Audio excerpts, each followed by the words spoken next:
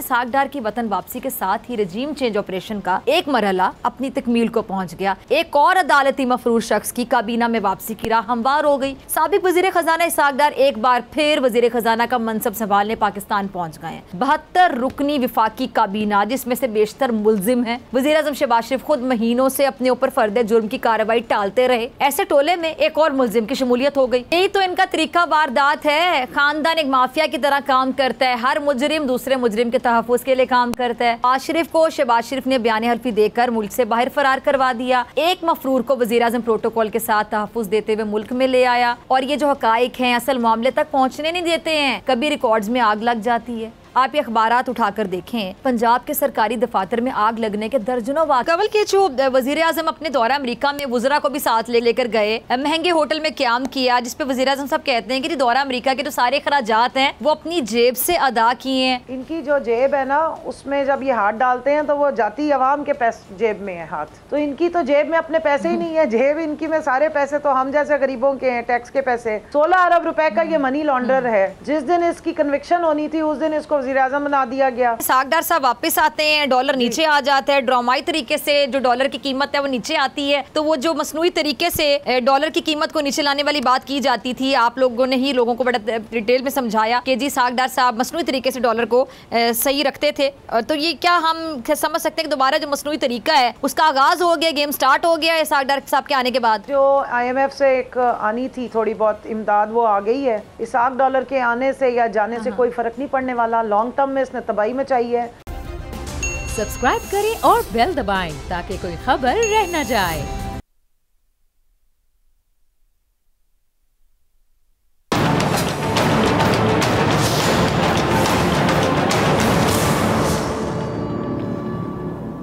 अस्सलाम वालेकुम। प्रोग्राम में खुशामदीद। अदालती मफरूर सेनेटर बन गया। कानून और इंसाफ सिर्फ किताबों में, गरीबों का अलग अमीरों का अलग पाकिस्तान, कराबतदारी की परवान चढ़ती सियासत, सेनेट में हंगामा बरपा, वज़ीर आज़म ऑडियो लीक्स को अहमियत देने से इनकारी। नाज़रीन, इसहाक डार की वतन वापसी के साथ ही रजीम चेंज ऑपरेशन का एक मरहला अपनी तकमील को पहुँच गया। एक और अदालती मफरूर शख्स की काबीना में वापसी की राह हमवार हो गई। साबिक वज़ीर खजाना इसहाक डार एक बार फिर वज़ीर खजाना का मनसब संभालने पाकिस्तान पहुँच गए हैं। 72 रुकनी विफाकी काबीना, जिसमें से बेशतर मुलजिम है। वज़ीर आज़म शहबाज शरीफ खुद महीनों से अपने ऊपर फर्द जुर्म की कार्रवाई टालते रहे। ऐसे टोले में एक और मुलजिम की शमूलियत हो गई, जो एक वज़ीर आज़म के साथ लंदन फरार हुआ, दूसरे वज़ीर आज़म के साथ वतन वापस आ गया। सोशल मीडिया पर अवाम की जानिब से बड़े जज्बाती रद्द अमल देखने में आया। हर हसास शहरी का दिल दुखा कि कैसे वज़ीर आज़म के खुसूसी तैयारे में प्रोटोकॉल के साथ एक मफरूर शख्स को वतन वापस लाया गया।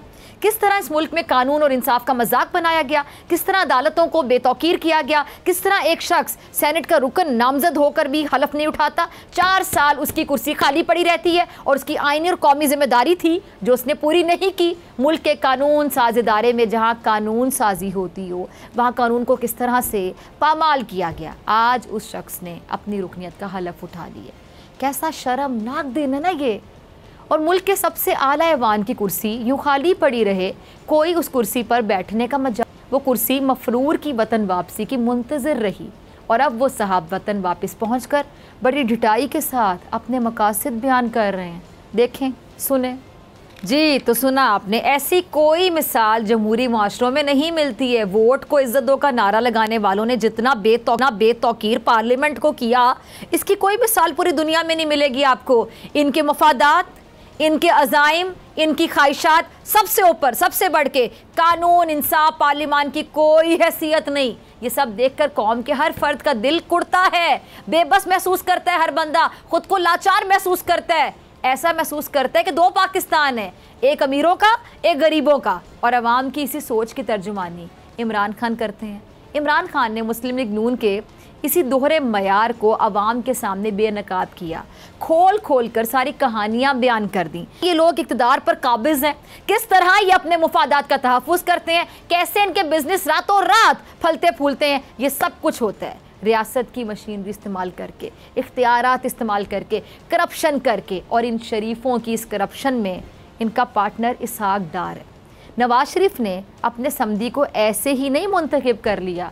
कौमी ख़जाने पर डाके, अवाम की दौलत चोरी करने में साझेदारी को इन्होंने रिश्तेदारी में तब्दील कर लिया। और इमरान खान साहब ने कैसे सारी सूरत हाल की मंजर कशी की। जी तो खान साहब बिल्कुल ऐसे ही है। वाकई किसी मगरबी मुआशरे में ऐसी मिसाल नहीं मिलती। वहाँ रिश्तेदारियों पर वजारतें नहीं मिलती। वहाँ रिश्तेदारों में पार्टी ओहदे नहीं बांटे जाते। वहाँ बड़ा भाई वजीर आजम, छोटा भाई वजीर आला नहीं बनता। वहाँ वजीर आजम का समधी वजीर खजाना नहीं बनता। वहाँ बाप वजीर आजम, बेटा वजीर आला नहीं बनता। वहाँ बाप पार्टी कायद, बेटी नायब सदर और चचा पार्टी सदर नहीं होता। ये सब सिर्फ पाकिस्तान में होता है, बल्कि सिर्फ मुस्लिम लीग नून का खास है। इसीलिए नजरियाती कारकुनान की एक लंबी फहरिस्त है जो मियां नवाज शरीफ से रास्ते जुदा कर चुकी है। चौधरी बरादरान, शेख रशीद, चौधरी निसार, एजाजुल हक, जावेद हाशमी, कितने नाम लूं, कितने लोग हैं मियां साहब के बहुत करीब समझे जाते थे ना, आज बहुत दूर हैं। और वजह क्या है? वजह सिर्फ यही है कि रिश्तेदारों को नवाजा जाता है। ये नेपोटिज्म कह लें। और भाइयों के बाद अब ये सियासी पार्टी जो दूसरी जनरेशन है उसमें मुंतकिल हो रही है, जहाँ मरियम नवाज़, हमजा शहबाज में बाकायदा पार्टी क़यादत के लिए आपको पता है किस तरह का ये जो रस्साकशी का सिलसिला जारी है, चल रहा है। अच्छा, अगर आप शरीफ ख़ानदान से रिश्तेदारी नहीं कर लेते तब तक आपका पार्टी में कोई फ्यूचर नहीं है। अभी ये शहबाज शरीफ साहब की जो ऑडियो लीक्स में पूरी कौम ने सुना कि किस तरह मरियम नवाज़ के जो दामाद हैं उनके प्लांट को भारत से इंपोर्ट करने की बात हो रही थी। याद है कि क्या बोल रहे थे? सुना था ना आपने? शहबाज शरीफ साहब ने कितने लाड से कहा ना कि भाई वो हमारा दामाद है, उसका काम तो करना ही है, दामाद है तो काम तो करना ही है। अब ऐसे सुप्रीम कोर्ट के मोअज़्ज़ज़ जज साहिबान ने पनामा लीक्स पर आपको याद है फैसला देते हुए गॉड फादर सिजेलियन माफिया से तशबीह नहीं दे दी थी। ये माफिया इसहाक डार जैसे लोगों के ज़रिए ही अपनी करप्शन पर पर्दा डालता है। और इसहाक डार की वतन वापसी पर तहरीक इंसाफ के अरकान ने भरपूर एहतजाज भी रिकॉर्ड करवाया है। और इसहाक डार की हलफ बर्दारी के वक्त भी PTI सेनेटर्स ने चेयरमैन के डाइस का घेराव किया। ये ज़रा मनाजिर देखें। सेनेट में कायदे हिज़्ब इख्तिलाफ भी आज खूब गरजे हैं और उन्होंने किस तरह आईना दिखाया, ये ज़रा सुने। यही तो इनका तरीका वारदात है। ख़ानदान एक माफिया की तरह काम करता है। हर मुजरिम दूसरे मुजरिम के तहफ़्फ़ुज़ के लिए काम करता है। नवाज शरीफ को शहबाज शरीफ ने बयान हल्फी देकर मुल्क से बाहर फरार करवा दिया। एक मफरूर को वज़ीर आज़म प्रोटोकॉल के साथ तहफ़्फ़ुज़ देते हुए मुल्क में ले आया। और ये जो हक़ाइक़ हैं असल मामले तक पहुँचने नहीं देते हैं। कभी रिकॉर्ड्स में आग लग जाती है। आप ये अखबारात उठाकर देखें, पंजाब के सरकारी दफातर में आग लगने के दर्जनों वाक़यात मिलेंगे आपको। नून लीग के दौरे हुकूमत में इस तरह इनकी हुकूमत में, वफाकी हुकूमत के सरकारी दफातर में भी आग लगने का जो सिलसिला है वो चलता रहा। अच्छा, इंटरेस्टिंग बात देखें कि आग सिर्फ रिकॉर्ड रूम में लगती है और बड़ी सियानी है आग। आपको पता होता है कि किस टाइम पे किस रिकॉर्ड में जाके लगना है आग ने और किस रिकॉर्ड को ख़त्म करना है। बड़ी सियानी हो गई ना फिर आग, अकलमंद हो गई। अच्छा, किसी वज़ीर मशीर के घर में, दफ्तर में, घर में ये आग नहीं लगती है। कभी गवाहों की पुरस्कार अमवात हो जाती हैं, कभी उनके प्लेटलेट्स कम हो जाते हैं, कभी अदालतों में हाजिर होने में इन कमर का दर्द आ जाता है, कभी कौन सा दर्द आ जाता है। और कानून और इंसाफ के लिए ये कोई रास्ता छोड़ते ही नहीं है। और जब ये मुश्किल में पड़ते हैं तो कमेटी का खेल शुरू हो जाता है अवाम की आंखों में धूल झोंकने के लिए। डॉन लीक्स का मामला आपके सामने है। अच्छा, ये जो हुकूमत ऑडियो लीक्स का मामला सीरियस लेने पर आमादा नहीं है। कमेटी का खेल शुरू हो चुका है। एक के बाद एक कमेटी बनेगी और निकलेगा क्या? कुछ नहीं निकलेगा। अच्छा, ज़राए वज़ारत दाखिला के मुताबिक ये जो ऑडियो लीक्स के लिए अभी कोई JIT नहीं बनी है और ये जो कौमी सलामती कमेटी का कल होने वाला इजलास है ये भी मनसूख कर दिया गया है। और शहबाज शरीफ साहब ने बैरून मुल्क दौरे से वापस आते ही ऑडियो लीक्स और मुल्क की सलामती की सूरत हाल और जो दीगर अमूर हैं उन पर गौर के लिए कौमी सलामती कमेटी का इजलास बुध को तलब किया है। अब इस सिलसिले में जारी सरकारी एलामिये में क्या कहा गया था कि इजलास में आला अस्करी और सिविल क़यादत शरीक होगी। इजलास में वज़ीर दिफा, वज़ीर दाखिला, वज़ीर इत्तलात, वज़ीर ख़जाना समेत अहम वज़रा भी शरीक होंगे। अब दूसरी जानिब वफाकी काबीना का इजलास कल बुध को तलब कर लिया गया जिसमें इसहाक डार की वज़ीर ख़जाना के तौर पर शिरकत की तवक्को है। ज़राए के मुताबिक वज़ीर आज़म काबीना को जो दौरा अमरीका है उससे मुतालिक एतमाद में लेंगे और इजलास में मुल्क की सियासी और जो मुआशी सूरत हाल है, सैलाब ज़दगान की बहाली और जो आलमी इमदाद है इस पर गौर किया जाएगा। अब इतने अहम कौमी मामले पर वफाकी काबीना के रूटीन के इजलास को अहमियत दी गई है। एक ऐसा मामला जिसने पूरी कौम को तशवीश में मुब्तला कर दिया। वज़ीर आज़म से कौमी सलामती से मुतालिक मामलात समेत दीगर हसास मामलात जो डिस्कस होते हैं उनकी रिकॉर्डिंग्स हो रही थी। क्या कुछ होगा इसमें, हसास मालूमात हो सकती हैं, इस पर हुकूमत को कोई फ़िक्र ही नहीं है। अच्छा, वज़ीर आज़म शहबाज शरीफ साहब ने प्रेस कॉन्फ्रेंस में ये राई का पहाड़ बनाने से तशबीह दे दी है। ज़रा सुनिएगा। वज़ीर आज़म शहबाज शरीफ साहब सिर्फ ज़बानी कलामी नहीं, अमली इक़दामात नज़र आने चाहिए। कौमी सलामती कमेटी का इजलास बुलाकर यू टर्न ले लिया, JIT का ऐलान करके यू टर्न ले लिया। अब एक हाई पावर कमेटी के क़याम का शोशा छोड़कर आप इस मामले को दबा नहीं सकते हैं। ऑपोजिशन की जानिब से इल्ज़ामात लग रहे हैं कि हुकूमत हैकर्स के साथ साज़बाज़ कर रही है, अपने करतूतों की जो पोल पट्टियाँ खोलने वाली ऑडियो खरीदने की कोशिश कर रही है, बोलियाँ लग रही हैं। अवाम के टैक्सों के पैसे से, कौमी खजाने से रियासत की दौलत लुटाकर अपने करतूतों पर पर्दा डालने की कोशिशों में तेजी आ गई है। और दूसरी जानिब ये इल्ज़ामात भी आयद हो रहे हैं कि JIT में हक़ाइक़ सामने आने पर मज़ीद चीज़ें सामने आने का खदशा है। इसीलिए मिलिट्री इंटेलिजेंस को तहकीकात का हिस्सा ना बनाने का फ़ैसला कर लिया गया। IB और FIA से अपनी मर्जी की रिपोर्ट बनवाकर मामला सर्द खाने की नज़र करने की पूरी तैयारियां कर ली गई हैं। वज़ीर आज़म साहब, आप अपोजिशन की ना सुने, कम से कम अपनी इत्तेहादियों की सुन लें। अच्छा, मौलाना फजलुर रहमान साहब क्या फरमा रहे हैं, तशवीश का इजहार किस तरह कर रहे हैं, ज़रा देखिएगा, सुनिएगा। अच्छा जी, मौलाना साहब, आपको पता नहीं कौन सा जज्बा नज़र आ रहा है इसहाक डार साहब की वापसी पर। अवाम तो बड़ी जज्बाती हुई है। सोशल मीडिया देख रहे हैं आप, सोशल मीडिया पर इश्तिहारी इसहाक डार को गिरफ्तार करो टॉप ट्रेंड कर रहे हैं। कम से कम अवाम को इतना शऊर तो है ना कि अगर वो महंगाई ख़त्म करने आ रहे हैं, अवाम को रिलीफ देने आ रहे हैं या अवाम के मसाइल ख़त्म करने आ रहे हैं, तो अवाम उनका इस्तकबाल करे, उनको खुशामदीद कहे। माजरत के साथ मौलाना साहब, अवाम बड़े बाशऊर है और इसे मुजरिम का भी पता है और इसके जुर्म का भी पता है, और पता है कि कौन किस नीयत से आ रहा है, क्या एजेंडा लेकर आ रहा है। तो ये बात तो आप रहने दें मेरे ख्याल से। और अवामी रद्द-ए-अमल आपने न्यूयॉर्क में देख लिया। अब ये इस अवामी रद्द-ए-अमल से बचने के लिए मुस्लिम लीग नून ने एक नई स्ट्रैटेजी तरतीब दी है। मुस्लिम लीग नून की जानिब से जो जारी खुफिया हिदायतनामे है उसमें कहा गया है कि जी कोशिश की जाए कि अवामी मकामात पर अकेले ना जाया जाए, खुसूसन ख़वातीन जो अरकान असम्बली हैं या पार्टी अहदेदार इस हिदायतनामे पर सख्ती से अमल करें। तो अब लीगी रहनुमा जो हैं टोलियों की सूरत में नज़र आएंगे। खसूसी हिदायतनामे के मुताबिक, अब ज़रा सुनते जाइएगा, खसूसी हिदायतनामे के मुताबिक बदतमीज़ी, हुल्लड़बाजी, रास्ता रोकने, आवाज़ें कसने वालों की मौके पर वीडियोज़ बनाई जाएंगी। बदतमीज़ी करने वालों की वीडियोज़ से शनाख्त के लिए नादरा से मदद ली जाएगी और उनके खिलाफ कानूनी कार्रवाई की जाएगी। नादरा अब इनकी सियासी और इंतकामी कार्रवाइयों के लिए इस्तेमाल होगा। सिर्फ यही नहीं, सुने ज़रा आगे, पार्टी ज़राए का यह भी कहना है कि बदतमीज़ी करने वालों के कौमी शनाख्ती कार्ड और पासपोर्ट समेत जो दीगर शनाख्ती और जो कौमी दस्तावेज़ात हैं वो मुअत्तल करने पर भी पार्टी गौर करेगी। और आगे सुनिए, पार्टी ज़राए के मुताबिक पार्टी के लीगल विंग को मुखालिफ सियासी कारकुनों के खिलाफ कानूनी कार्रवाई में हर मुमकिन साथ देने की हिदायत जारी कर दी गई हैं। और वफाकी वजारत दाखिला मुस्लिम लीग नून के अरकान और पार्टी अहदेदारों से बदतमीज़ी करने वालों के खिलाफ कानूनी कार्रवाई में भरपूर मदद करेगी। अब मेरी समझ में नहीं आ रहा, मेरी समझ से बाहर है, ये सब कुछ किस कानून, किस कायदे के तहत करने की हिदायत जारी की गई है? क्या रियासत पाकिस्तान और इसके जो इदारे हैं नून लीग की जागीर है? ये शरीफ ख़ानदान के खिदमतगार बन गए हैं? अभी पिछले दिनों लीगी रहनुमा जो अता तारड़ साहब हैं, आपको याद है, उन्होंने इस्लामाबाद में खुद पर हंसने के जुर्म में नौजवानों को गिरफ्तार करवा दिया था। अब ऐसे अनोखे वाक़यात सामने आएंगे जी, घूरने, देखने, हंसने पर मुकदमात दर्ज होंगे। मतलब अवाम और आम आदमी का देखना भी इन्हें गवारा नहीं है। अवाम से दुश्मनी में इस हद तक आगे चले गए हैं, अवाम दुश्मनी की ऐसी मिसालें कहीं नहीं मिलेंगी। आप अवाम के लिए कुछ करना तो दूर, ये अवाम से सब कुछ छीन लेने पर आमादा है। अब इन्हें गरीब अवाम का इलाज मुआवजा भी खटकने लग गया है। अच्छा, मरियम बीबी की जो ऑडियो लीक्स है उसमें किस तरह से ये हेल्थ कार्ड के बारे में बात कर रही हैं, ये ज़रा सुनिएगा। अवामी मफाद का कोई काम इन्हें हज़म नहीं होता है, सेहत कार्ड पर भी सियासत शुरू कर दी गई, लेकिन शर्म इन्हें फिर भी नहीं आती है। वो वक्त दूर नहीं जब अवाम इनसे आंखों में आके डाल के कहेगी कि बस करें, अब ऐसे नहीं चलेगा। मिलते हैं ब्रेक के बाद।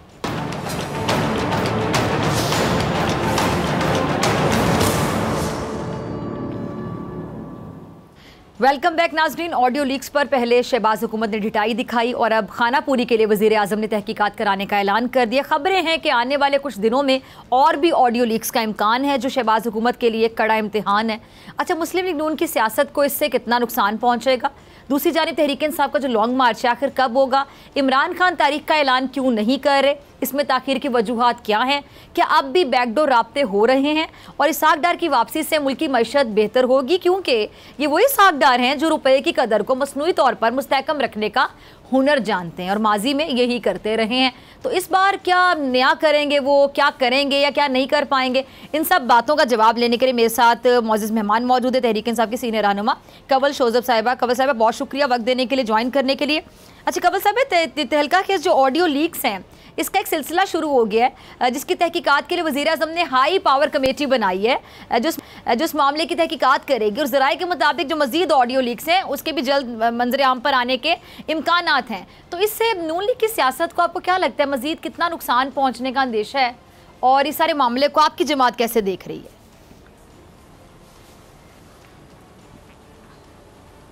बिस्मिल्लाहिर्रहमानिर्रहीम। थैंक यू वेरी मच फिज़ा। आपने कभी देखा है बिल्ली को दूध की रखवाली पे अगर बिठाया जाए या कुत्ते को दूध की रखवाली पे बिठाया जाए तो वो क्या करेगा? तो ये उस तरह का ड्रामा है। जो वज़ीर आज़म से ही रिलेटेड लीक्स हैं उस पर वज़ीर आज़म ही कमेटी बना रहे हैं अपनी मर्ज़ी की। अन्ना वंडे रेवड़ियाँ मुड़ मुड़ अपने यहाँ को, जैसे पहले सारी कमेटियों के आपने देख लिए होंगे, कहीं नज़र आए होंगे आपको अगर कोई इन्वेस्टिगेशन की रिपोर्ट आई हो, उसी टाइप की ये कमेटी का ड्रामा है। ऑडियो लीक्स तो एक हकीकत है और उसमें इनकी सारी चालबाजियाँ, ड्रामेबाजियाँ और तमाशे पता लग गए कि रजीम चेंज में जिन पपेट्स को ला के बिठाया गया, इनका सारा दिन पीएम ऑफिस में और कैबिनेट की मीटिंग्स में एक ही काम है, वो ये है कि किस तरीके से इमरान खान और उनकी जमात को दीवार से लगाया जाए और साजिशें करके किस तरीके से उनको रोका जाए और मुल्क डूबता है तो बेशक डूबे।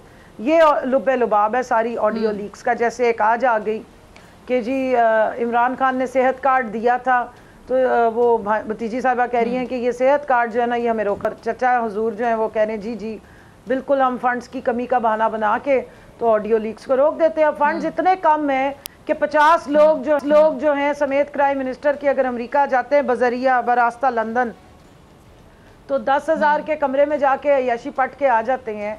रोज़ का एक इस डेलीगेशन का सिर्फ रिहाइश का खर्चा होटल की एक रात का 7 करोड़ प्लस में है। गाड़ियाँ आप इनकी देख लें, कपड़े आप इनके देख लें, टाइयाँ इनकी देख लें, जूते देख लें, भले जो कुछ भी पहन ले रहते तो वही ड्रामेबाज ही हैं, लेकिन बहरहाल खर्चे तो करते हैं और हमारी जेब से ही कर रहे हैं।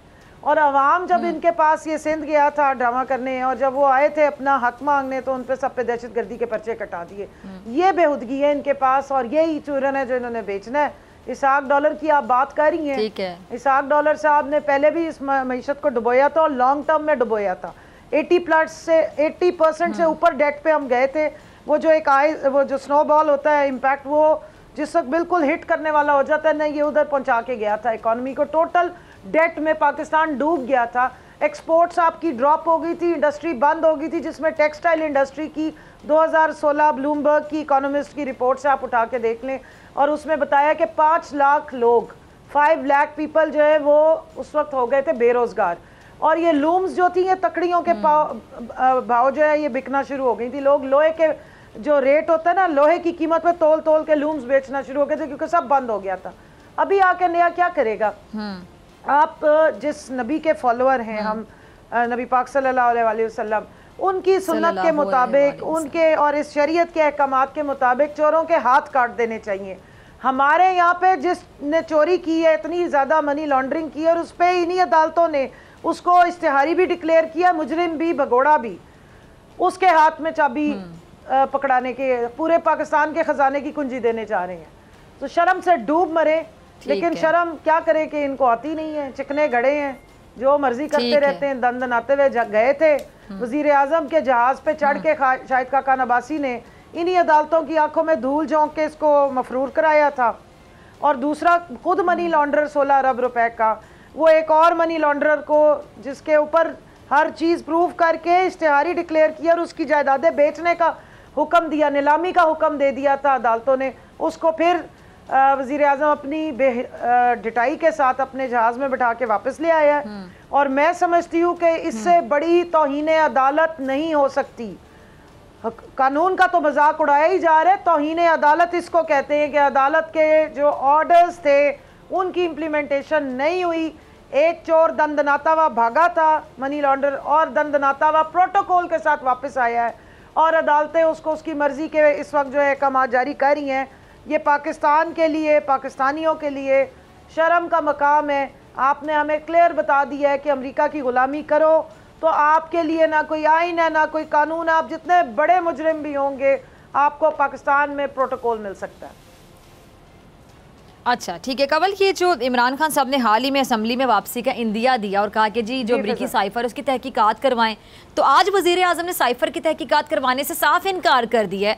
कह रहे हैं कि जी इसमें ऐसा कुछ है ही नहीं कि इसकी तहकीकात की जाए। क्या कहेंगी?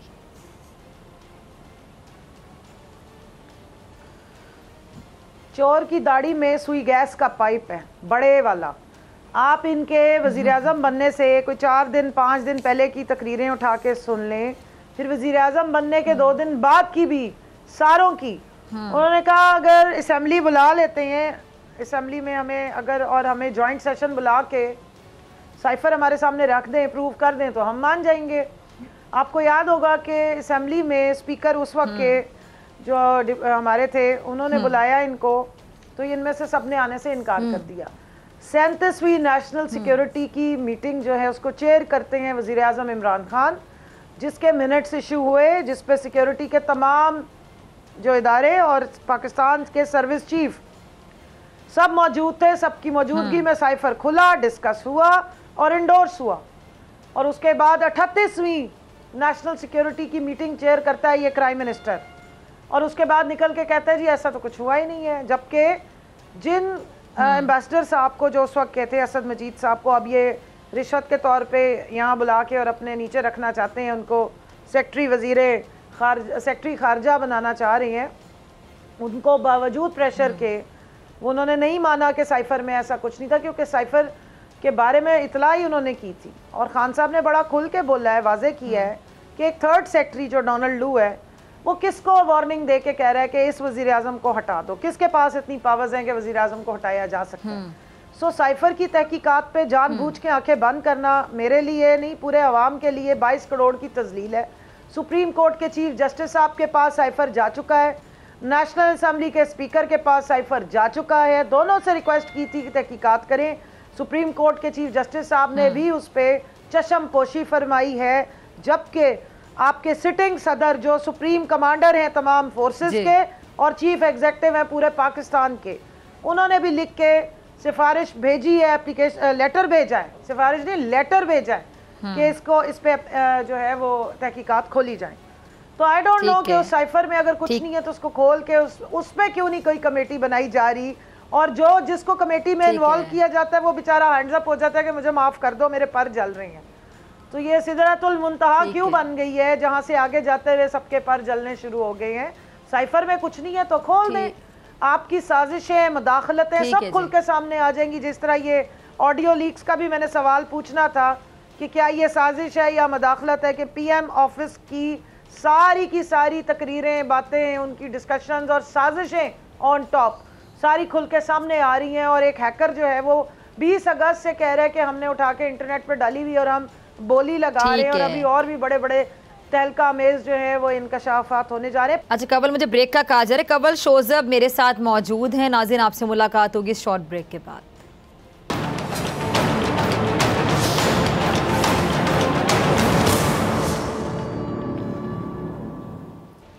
वेलकम बैक नाज़रीन, कंवल शोजब साहबा मेरे साथ मौजूद हैं। अच्छा कंवल, के जो वज़ीर आज़म अपने दौरा अमेरिका में वज़रा को भी साथ लेकर गए, महंगे होटल में क़याम किया, जिस पे वज़ीर आज़म साहब कहते हैं कि दौरा अमेरिका के जो सारे खराजात हैं वो अपनी जेब से अदा किए हैं।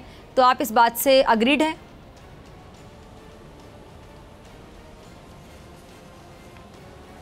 इनकी जो जेब है ना उसमें जब ये हाथ डालते हैं तो वो जाती अवाम के जेब में है हाथ, तो इनकी तो जेब में अपने पैसे ही नहीं है। जेब इनकी में सारे पैसे तो हम जैसे गरीबों के हैं, टैक्स के पैसे। 16 अरब रुपए का ये मनी लॉन्डर है। जिस दिन इसकी कन्विक्शन होनी थी उस दिन इसको वज़ीर आज़म बना दिया गया, कठपुतली। जिस दिन इसके बेटे की होनी थी कन्विक्शन उसको वज़ीर आला बना दिया था पंजाब का। तो इनकी अपनी जेबें कौन सी हैं? जब ये अपने असासे डिक्लेयर करते हैं तो हर चीज़ की कीमत जो है वो डीवैल्यू करके बता देते हैं, सिवाय इस इसाक डॉलर के 87 लाख से अब वो अरबों खरबों पति बना हुआ है। वज़ीर आज़म जो साबिक भगोड़ा है वो भी भागा हुआ है लंदन में। ये महंगी तरीन जगहों पे वहाँ पे उसके साथ रहता रह गया। ये था कि मेरा इलाज होना है, दिल का बड़ा मसला है, फलाना है। जो इनको आपको पता है जब इनसे इन्वेस्टिगेशन शुरू की जाती हैं, अदालतें इन्हें बुलाती हैं, सारे बीमार हो जाते हैं। कोई व्हील चेयर पे आ जाता है, किसी की कमर में दर्द शुरू हो जाता है, किसी के पेट में मरोड़ उठने शुरू हो जाते हैं। जैसे ही इन्हें ये दूसरी कुर्सी मिलती है ना, जिसके ऊपर बैठ के ये सारे पाकिस्तान को लूट खसूट कर सकते हैं, तो इनकी आप ज़रा आनिया और जानिया चेक करें। अभी ये प्राइम मिनिस्टर की आनिया जानिया देख लें, किस तरीके से वो कमर भी बिल्कुल सही कमान की तरह स्ट्रेट, तीर की तरह बल्कि स्ट्रेट हो गई है। जब अदालत बुलाती है तो उनको दर्द शुरू हो जाती है। तो ना इनके पैसे अपने हैं, अगर हैं तो प्लीज़ दिखाएं। रसीदें तो आज तक आप लोग दे नहीं सके। आपके बेटों के ऊपर इल्ज़ाम आता है, आप कहते हैं मुझे क्या पता, उनसे पूछ लो। उनसे कहें तो वो आसमान की तरफ देखते हैं। तो एक इन्होंने तमाशा पूरी ख़ानदान ने बनाया हुआ है। जिन अपार्टमेंट्स में ये मिलने जाता है अपने उस चोर भाई को जो भागा हुआ है यहाँ से, मफरूर को, एवन फील्ड अपार्टमेंट्स, आज तक उसकी रसीदें नहीं दे सके हैं। कौन से $10,000 ये अपनी जेब से रहेंगे? तो कभी मुफ्त का पानी नहीं छोड़ते हैं। आप क्या बातें कर रही हैं? कोई ठेके उठा के देख लें, इनके तो इतने इतने स्कैंडल्स हैं और हर इदारे में बंदे अपने बिठाए हुए। जैसे इलेक्शन कमिश्नर को अब तो लीक्स में भी आ गया ना कि 5 अगस्त को उसको ऑर्डर दे रहा था राना सनाउल्लाह के 8 लोगों के इस्तीफे मंजूर करने। आपकी देख लें, सारी ब्रेकिंग न्यूज़ पड़ी है, उसने ऐसे ही किया है। अब 11 अक्टूबर को इमरान खान साहब को, असद उमर साहब को और लोगों को, उनके मेंबरान बुला रहे हैं। जब एक इलेक्शन कमीशन आज़ाद ही नहीं है, जब उसके ऊपर बैठा हुआ शख्स जो है वो गुलामी कर रहा है इनकी, नून लीग की और पीपल्स पार्टी की, और उसके सारे मेंबर जो हैं, हमने तो केस लड़के देख लिया यूसुफ रज़ा गिलानी का, वन साइडेड सब कुछ चल रहा होता है। तो वो कौन सी तहकीकात उनकी, या कौन से शो कॉज नोटिसेस और कौन से केसेस असली माने जा सकते हैं? अब तो आपके पास ये ऑडियो लीक्स भी आ गई हैं जिसकी जो वाज़े सबूत है इस बात का। और अगर कोई थोड़ी सी भी रत्ती भर शर्म होती और ये पर्सनल गुलाम ना होता तो इस्तीफ़ा दे के घर चला जाता। ठीक है। अच्छा, ये जो कंवल साहब है, जो तहरीक इंसाफ की फ़ाइनल कॉल है वो कहाँ रह गई है? लॉन्ग मार्च के हवाले से आपकी जमात की तैयारियाँ क्या हैं? खान साहब कब तक ये लॉन्ग मार्च का ऐलान करेंगे? इसमें जो ताख़ीर है उसकी वजूहात क्या हैं?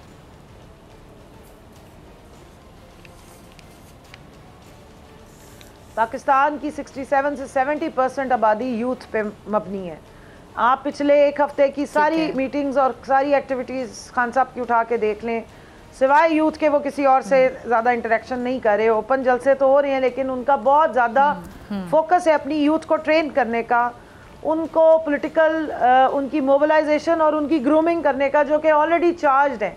लास्ट टाइम भी आपको पता है कि 26 मई की सुबह जिस वक्त वो पहुँचे हैं तो उन्होंने डिसाइड किया कि वो वापस जाएंगे। मैं वहीं मौजूद थी और मुझे शदीद उसके बाद से आज तक प्रॉब्लम्स है, मेरे लंग्स पे बहुत इम्पैक्ट आया उस जहरीली गैस का। हमें उस वक्त यही नज़र आ रहा था कि अगर खान साहब ने कॉल दी या वो आ गए आगे तो बहुत ज़्यादा फसाद हो सकता था, क्योंकि इन्होंने अपने लोग ऊपर बिठाए हुए थे और ये हमारे पे उस वक्त तक शेलिंग भी कर रहे थे। और इसका पूरा शौक़ था इस राने का कि ये फायरिंग करे और वहाँ पे हमारी जो यूथ हैं या जो बच्चे आए हुए हैं या ख़वातीन आए हुए हैं उनको ये ठिकाने लगाना चाहता था। और उसने इस बात का बाद में ओपनली कहा भी है, बड़ा हंस हंस के। खान साहब ने लोगों की ज़िंदगियां बचाने के लिए कि कोई दंगा फसाद ना हो और सिविल अनरेस्ट ना हो, उससे वापस जाने को बेहतर समझा। अच्छा कंवल साहब, सॉरी मैं आपकी बात काट रही हूँ। राना साहब तो इतनी तैयारी करके बैठे हुए हैं, वो तो बड़े कॉन्फिडेंट हैं। तो इस तरह तो खान साहब जब भी कॉल देंगे, जब भी फाइनल कॉल देंगे, तो तब ये हालात पैदा करने की बाकायदा तैयारी की जा रही है। राना साहब ऐलान कहते हैं कि हाँ मेरी तैयारी है। मेरे प्रोग्राम में कुछ दिन पहले कह के गए हैं कि जी 25 मई का, मैंने पूछा कि 25 मई वाले हालात होंगे, उन्होंने कहा 25 मई को तो कुछ हुआ ही नहीं, आप ये समझ लें। अब जो होगा 25 मई से ज़्यादा तैयारी करके बैठे हुए हैं। तो फिर खान साहब जब भी फाइनल कॉल देंगे तो फिर ये तैयारी तो इसका सामना करना पड़ेगा, क्योंकि राना सनाउल्लाह सब सरेआम कह रहे हैं, बातें खुलेआम कह रहे हैं।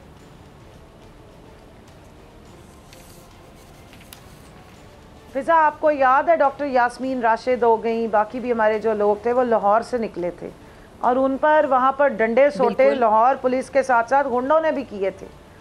अब मैं राना सनाउल्लाह को याद कराना चाहती हूँ, 17 जुलाई का रिजल्ट दोबारा पढ़ो, जाके देखो दोबारा, और पंजाब में हुकूमत चेक करो किसकी है और तुम कहाँ से बिलोंग करते हो, ये भी जेहन में रखो। अब तुम्हारी मालकन तुम्हें ट्वीट्स पे जो ऑर्डर देती रही है ना मरियम नवाज, वो नहीं चलने वाली हैं। अगर आप यहाँ पे हमारे ऊपर या हमारे बच्चों पर या हमारे जो यूथ आती है उसके साथ बदजुबानी तो तुम लोग करते हो। इनकी तो मालकन की ज़ुबान ही बहुत गलीज़ है और वो लगता ही नहीं है कि वो कोई वैसे तो हर ही इदारे में सिफारिशी जाती थी और फिर नालायकी की वजह से निकाल दी जाती थी, लेकिन लगता नहीं है कि उसकी कुछ तरबियत भी हुई है। ज़ाहिर है नवाज शरीफ की बेटी तरबियत कहाँ से होनी थी, वही ज़ुबान है वही बदतमीजी है उसकी भी, औरतों की क्या किसी की भी इज्जत नहीं करना जानती। ठीक है, मेरे पास लास्ट मिनट है, इस तरह बता दें साग डार साहब वापस आते हैं, डॉलर नीचे आ जाता है, ड्रामाई तरीके से जो डॉलर की कीमत है वो नीचे आती है, तो वो जो मसनूई तरीके से डॉलर की कीमत को नीचे लाने वाली बात की जाती थी, आप लोगों ने ही लोगों को बड़ा डिटेल में समझाया कि जी साग डार साहब मसनूई तरीके से डॉलर को सही रखते थे, तो ये क्या हम समझ सकते हैं कि दोबारा जो मसनूई तरीका है उसका आगाज़ हो गया, गेम स्टार्ट हो गया है साग डार साहब के आने के बाद?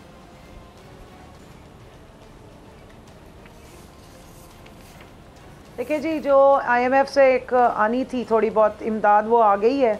इसाक डॉलर के आने से या जाने से कोई फ़र्क नहीं पड़ने वाला। लॉन्ग टर्म में इसने तबाही मचाई है। इसकी गलत पॉलिसियों के ऊपर मोहर सब्त की थी, जिस बेचारे के ऊपर इन्होंने छुरी फेरी है, मिफ्ता इस्माइल ने भी और शाहिद खान अब्बासी ने लॉन्ग टर्म में बताया था कि इनकी पॉलिसीज़ गलत थी। इसकी अपनी पार्टी के लोग इस बात पे जो इकॉनमी समझते हैं बताते रहे हैं कि ये इसने सारी पॉलिसीज़ गलत बनाई थी और अब भी ये अगर कोई कैमोफ्लाज करना चाहते नहीं कर सकते। अगर इसाक डॉलर वज़ीर आज़म का जो एयरफोर्स का जहाज़ है उसमें भर के लंदन से कोई पाउंड्स या कोई डॉलर ले आया है तो फिर तो बड़ी खुशाइन बात है, फिर यकीनन डॉलर नीचे आ जाएगा। लेकिन अगर ये कर्जे पे और हाई रेट ऑफ इंटरेस्ट पे जो डेट लेते रहे हैं वो ख़रीद के और पंप करेंगे ओपन मार्केट में और फिर डॉलर नीचे लाने की कोशिश करेंगे। पहले भी तबाही फैली थी, अब उससे ज़्यादा फैलेगी। इंडस्ट्री पहले इन्होंने बंद की हुई है, बिजली ये नहीं दे सक रहे, गैस इनके पास नहीं है।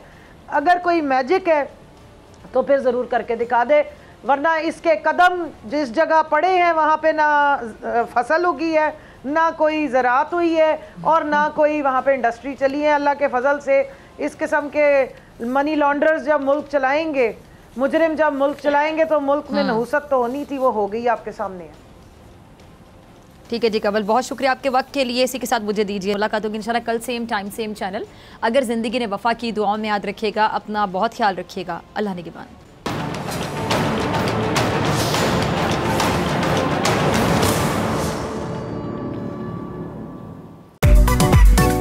मेरी टैक्सी में बैठ जाओ, जहां तक ले जाऊंगा। आई है टैक्सी कैश, टैक्सी कैश, आई है टैक्सी कैश, टैक्सी कैश, आई है टैक्सी कैश। कभी टैक्सी वाले ने सवारी को किराया दिया, सुना है ये सीट नहीं हॉट सीट है। अब जिंदगी में करेंगे ऐश, क्योंकि आ गई है टैक्सी कैश।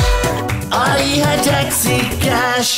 बोल एंटरटेनमेंट के शोज देखने के लिए हमारे चैनल को सब्सक्राइब करें और बेल आइकन पर क्लिक करना ना भूलें। सबसे ज्यादा व्यूज, सबसे ज्यादा रील्स और सबसे ज्यादा रेटिंग के साथ बोल अब भी नंबर 1 पोजीशन पर बरकरार। सब्सक्राइब करें और बेल दबाएं ताकि कोई खबर रह न जाए।